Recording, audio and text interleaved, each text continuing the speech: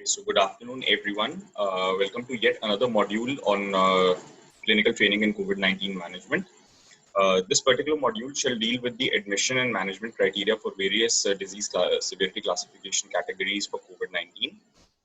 I'm Dr. Kshitij Agarwal. I'm working as an assistant professor in tuberculosis and respiratory medicine in the Department of Medicine at UCMS and GTB Hospital. So I'll just run you through the various ICMR guidelines that have been coming from time to time and the latest clinical management guidelines that were proposed by the Ministry of Health in conjunction with AIMS. So I'll just present before you a very composite sort of PowerPoint, which you can use subsequently in your management also. Once we are through with this, I think we'll be good to go managing patients.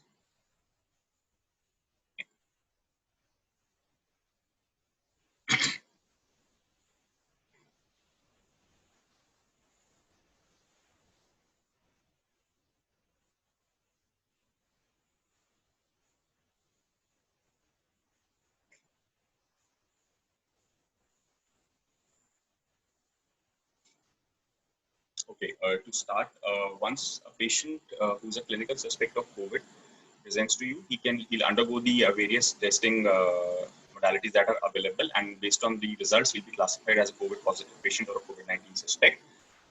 Once that is done, we classify the patient based on his disease severity into mild, moderate, and severe, because the subsequent management would change drastically once this is done.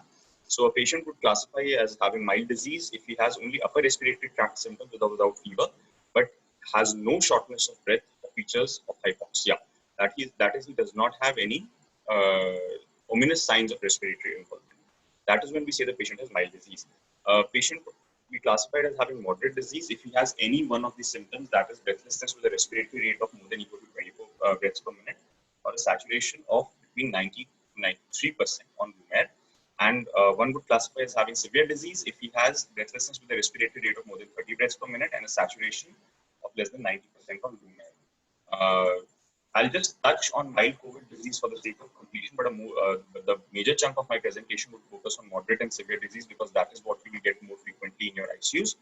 So a case with mild COVID disease would classify for home isolation, but the patient has to be guided properly, that he has to seek medical attention.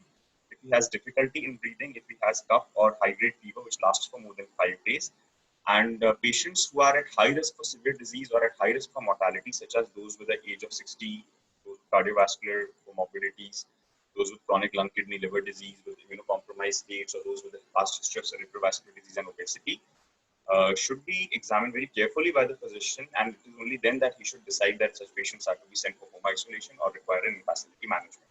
And the threshold for such cases should be kept at very low. That I just finished mild, and we shift to moderate COVID disease. I'll just repeat the identification criteria, which would be breathlessness and a respiratory rate more than 24 per minute, or a saturation line between 90 to 93% on room air. Such a patient will be classified as a moderate COVID disease and is to be admitted in the ward in the hospital. The management of such a case, patient would depend on oxygen support, anti-inflammatory or immunomodulatory therapy, anticoagulation, and monitoring has to go on side by side from the time the patient enters your ICU till the time he is discharged. So starting with the first pillar of management, that is oxygen support, which is a very, very important aspect of management of COVID-19. I'll stress again that the target oxygen saturation should be 92 to 96% and not 100%. Be very careful while you set your oxygenation targets, because 100 would require a lot of your oxygen resources, and oxygen being a very critical resource should not be wasted. So therefore, target saturation of 92 to 96% would suffice. Furthermore, in patients who are chronically hypoxemic, such as those with COPD, an even lower target can be set, such as 88 to 90%. The reason being that such patients have the respiratory drive going on because of their chronic hypoxemia. The hypoxemic respiratory drive keeps them breathing, and we do not want that to blunt, so that type of failure may set in. Therefore, we set in even lower targets. However, oxygenation shall be a separate module in itself.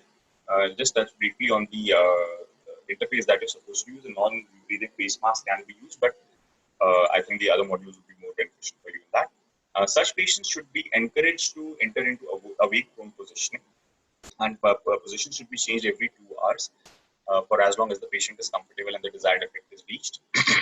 Anti-inflammatory therapy is basically reliant on injections of methylprednisolone if the patient cannot accept it orally, or if he can accept it orally, even oral doses can be preferred.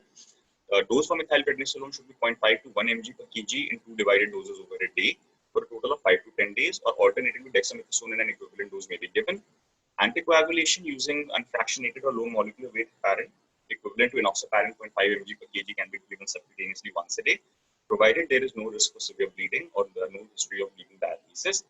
Monitoring, as I said, has to be a continuous process. You have to monitor clinically the various signs of the patient, such as respiratory rate, hemodynamic parameters, changes in any of these parameters of oxygen requirement. Work in breathing particularly has to be monitored because that would again determine the severity of the patient and the management by ventilation. So in order to look for work of breathing, you should look for signs of respiratory distress in a patient, such as respiratory rate. Apart from respiratory rate, you should look for flaring of ala nasi, use of sternocleidomastoid, or the intercostal retractions or paradoxical abdominal movements, which would all indicate respiratory distress and thus increased work of breathing. Such a patient would then be probably classified as a severe case. Serial X-rays can be obtained. HRCT may not be done very frequently, and the only indication is if there is clinical worsening. Lab monitoring for CRP and D-dimers every 48 to 72 hours can be obtained. CBC, KFT can be obtained 1 to 2 days depending on the indications. And IL-6 levels can be done only if there is clinical worsening, if it is available. Finally, severe COVID disease would be where the patient complains of breathlessness with a respiratory rate of more than 30 per minute and a saturation of less than 90% on room air. Such a patient is to be admitted in the ICU. The basic tenets of management would be more or less similar to that in the moderate disease. However, oxygen will have to be supplemented to respiratory ventilatory devices herein.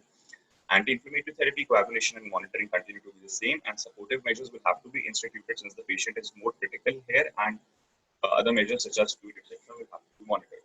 However, coming to respiratory support, as I said, the ventilatory access devices come in the picture here in addition to oxygen. So our preferred ventilatory device would be NIV, using a full face mask, depending on the and such a interface is to be used where the oxygen requirement is increasing, provided the work of breathing is low. HFNC can be used where the oxygen requirement is high.